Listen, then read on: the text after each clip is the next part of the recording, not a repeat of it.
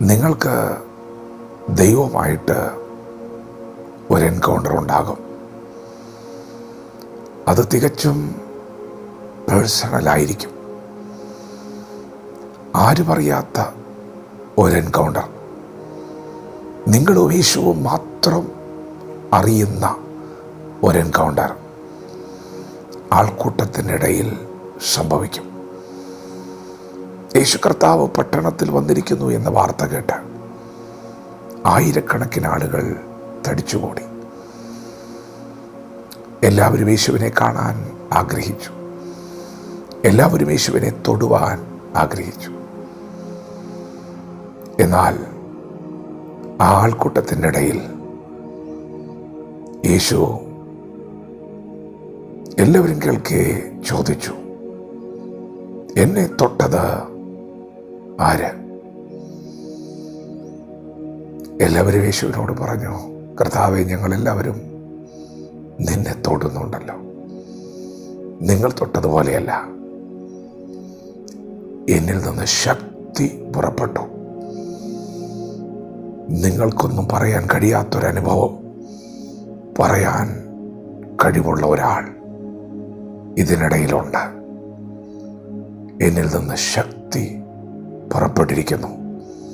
എന്നെ തൊട്ടത് ആരാണ്? അവൾ എല്ലാവരുടെയും മുൻപിൽ വന്ന് പറഞ്ഞു, ഞാനാണ്. പ്രിയപ്പെട്ടവരെ, അങ്ങനെ ഒരു എൻകൗണ്ടർ അവിടെ നടന്നു. ആൾക്കൂട്ടത്തിൻ്റെ ഇടയിൽ ഒരു ദൈവിക ഇടപെടൽ, ദൈവശക്തിയുടെ വ്യാപാരം. നിങ്ങൾക്ക് വിശ്വസിക്കുവാൻ കഴിയുന്നുണ്ടോ? യേശു ഇന്നലെയും ഇന്നും എന്നേക്കും അനന്യനാണ്. ഇന്നലെ എങ്ങനെ പ്രവർത്തിച്ചോ അതുപോലെ തന്നെ ഇന്ന് പകലും പ്രവർത്തിക്കും. ആർക്കു വേണ്ടി പ്രവർത്തിക്കും? വിശ്വസിക്കുന്നവർക്ക് വേണ്ടി. ആയിരങ്ങൾക്കില്ലാത്ത ഒരനുഭവം ഒരു സഹോദരിക്കുണ്ടായി.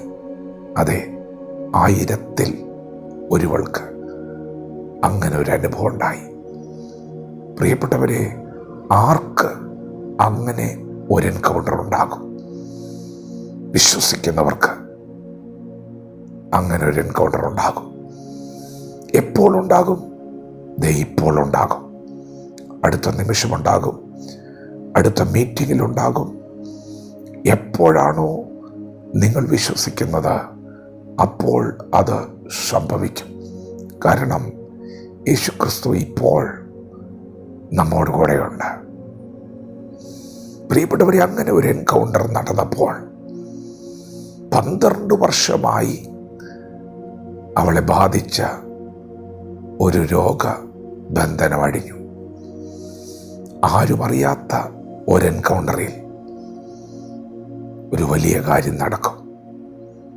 അതേ പ്രിയപ്പെട്ടവരെ, ഒരു വലിയ ഭൂകമ്പം ഉണ്ടാകില്ല. എല്ലാവരും അറിയത്തക്കവണ്ണമുള്ള ഒരു കാഴ്ചയും ഉണ്ടാകണമെന്നില്ല. എന്നാൽ ഈ എൻകൗണ്ടറിൽ ഒരു വലിയ കാര്യം നടക്കും. അതെ, ഒരു വലിയ കാര്യം നടന്നു.